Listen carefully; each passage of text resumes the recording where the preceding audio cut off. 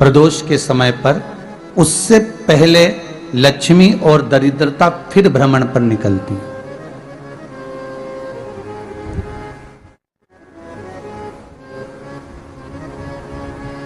शिव भ्रमण कर कर जब वापिस आ जाते हैं, हिंदू धर्म में पीपल के वृक्ष की जो गणना वराह पुराण में करी गई है, 4 बजे से 7 बजे तक शिव के भ्रमण का समय बताया है शाम को। तो 7 बजे से लेकर फिर रात्रि 9 बजे तक लक्ष्मी और दरिद्रता फिर भ्रमण पर जाती है। इनका एक समय निश्चित है महाराज। भ्रमण कर कर आ जाना। अब इस बीच में जब लक्ष्मी और दरिद्रता दोनों निकल कर जा रही हैं, तो दोनों एक भाव रख कर जाती हैं कि आज हमको कहां प्रवेश करना है।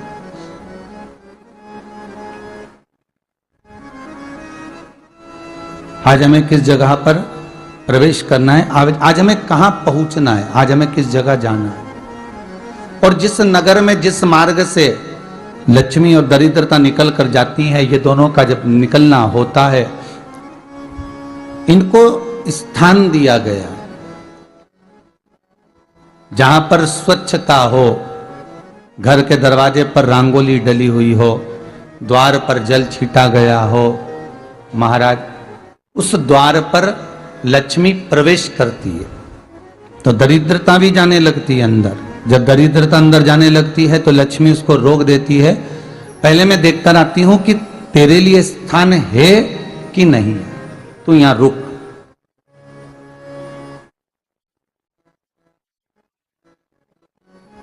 कुछ देर तक दरिद्रता बाहर खड़ी रहती है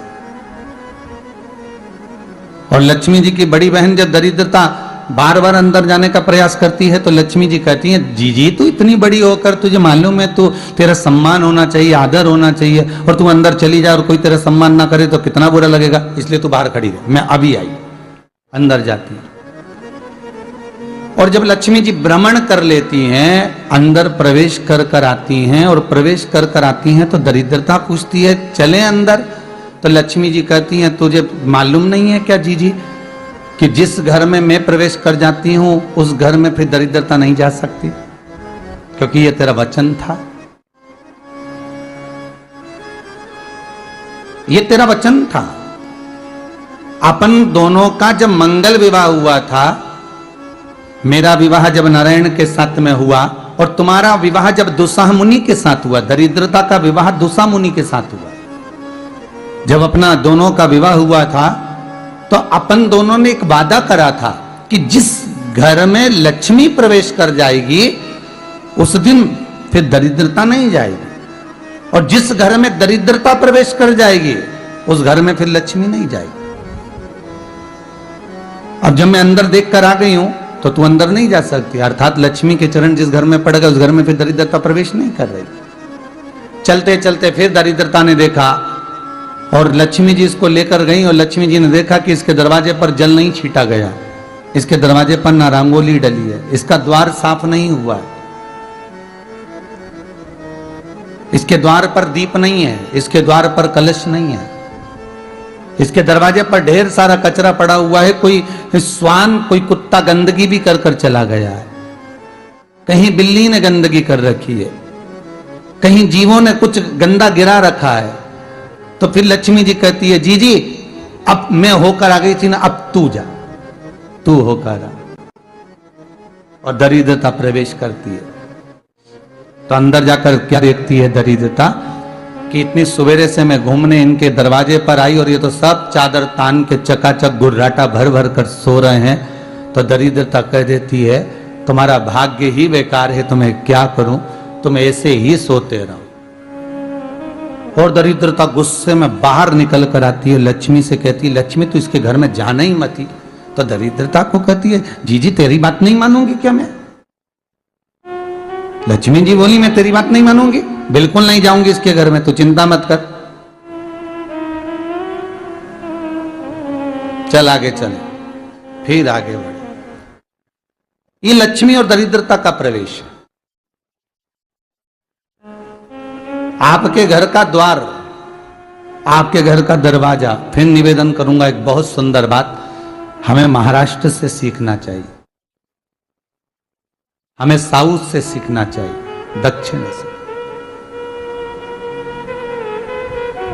जिस समय पर भक्ति देवी यमुना जी के घाट पर रो रही थी अपने पुत्र ज्ञान और वैराग्य को गोदी में लेकर, समय देवऋषि नारद ने प्रश्न किया था कि तुम कहां पर पोषित हुई हो, तुम्हें ऊर्जा कहां से प्राप्त हुई? तो कहा मैं गुजरात से तो चली हूं। और वहां से चलती चलती भक्ति देवी कहती है मैं बहुत दुखी होकर, बूढ़ी होकर, द्रवित होकर, बड़ी दुख में वहां से चलते चलते जब मैं महाराष्ट्र में पहुंची तो मैंने वहां जाकर देखा कि वहां पर लोग हर पल हर घड़ी ब्रह्म मुहूर्त में उठकर स्मरण करते हैं, नाम जाप करते हैं और दरवाजे पर जल छीट कर रंगोली डालते हैं। तो कह रही है कि वहां पर मैं थोड़ी अवस्थावान होने लगी, वहां मुझे अच्छा लगने लगा। फिर जब मैं और आगे पढ़ी, दक्षिण में जब पहुंची, वहां पर जाकर मैंने देखा कि सुबह से उठकर मंगलाचरण, मंगला स्तोत्र और वेदों की ध्वनि होने लगी। वहां पर मैं और आनंदित हो गई। हमें कुछ चीजें महाराष्ट्र से सीखना चाहिए कि वहां रहने वाले जो भगत हैं, वारकरी संप्रदाय के जो भक्त होते हैं, वैष्णव जो धर्म के भक्त होते हैं, उनका नियम है सवेरे के समय घर में पानी है कि नहीं है, पर जब भी वो घर का दरवाजे के बाहर थोड़ा ना थोड़ा पानी तो छीट ही देते हैं। और छीटने के बाद फिर वहां पर अपने यहाँ तो दिवाली पे रंगोली बनती है जी, और वहां पर रोज की रंगोली बन जाती है कि कभी हो सकता है परमात्मा राह भूल कर हमारे घर में प्रवेश कर जाए, इसलिए वहां प्रतिदिन की रंगोली, प्रतिदिन।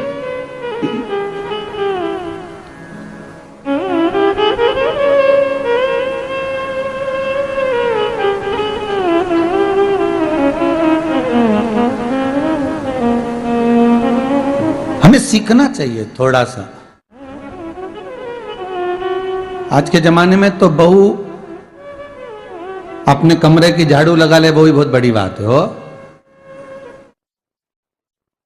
खड़ी खड़ी बहू ये देखती रहेगी कि नौकरानी सही से झाड़ू लगा रही, वहां से लगा के लाओ, इधर से हेड के ले जाओ, वहां से कचरा सोरो, वहां से पोछा लगाओ।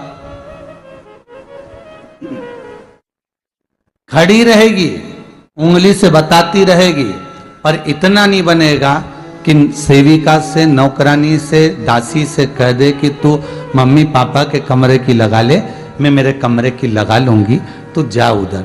थोड़ा दया का भाव अगर होता तो उसके मन में भी आता कि मेरी बड़ी सेठानी तो अपनी जगह पर है, पर छोटी तो सेठानी की भी बड़ी सेठानी है जो मुझ पर करुणा करती रहती है। पर बड़ी तो कहे कि बेटा रहने दे, तू उधर ले जा, जब भाभी के कमरे में देख ले जा, उसके बच्चों का बड़ा फैलारा रहता ना, तो उधर देख ले जा, तो जरा उधर, मां उधर भेज रही है।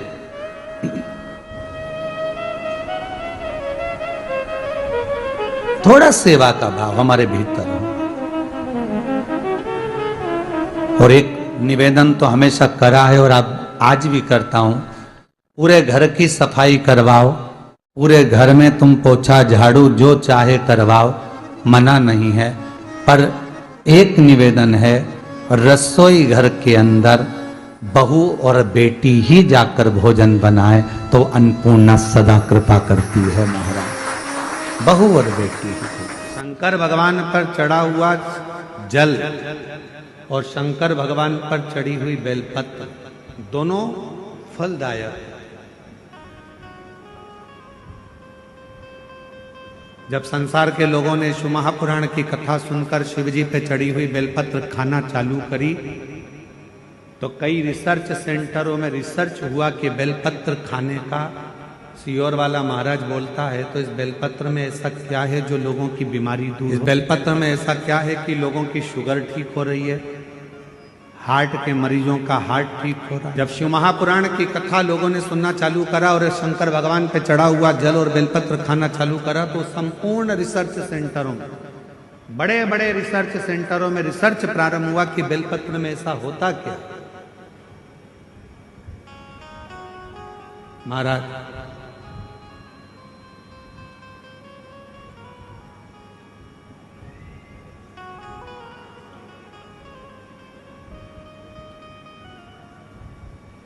यदि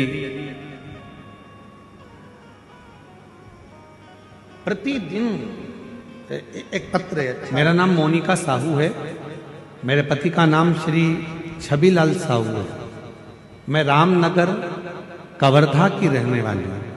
कहीं बैठी हो तो हाथ हिला सकते हैं। मेरा नाम मोनिका साहू है, मेरे पति का नाम श्री छबीलाल साहू है, मैं रामनगर कवर्धा की रहने। आप ही हैं?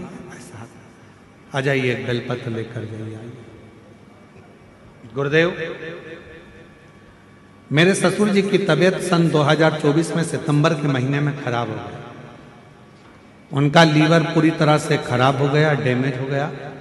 डॉक्टर साहब ने उनका लीवर जब बताया कि पूरा डैमेज हो चुका है, खराब हो चुका है, तो बचने की कोई उम्मीद नहीं है, उनका बचना मुश्किल है।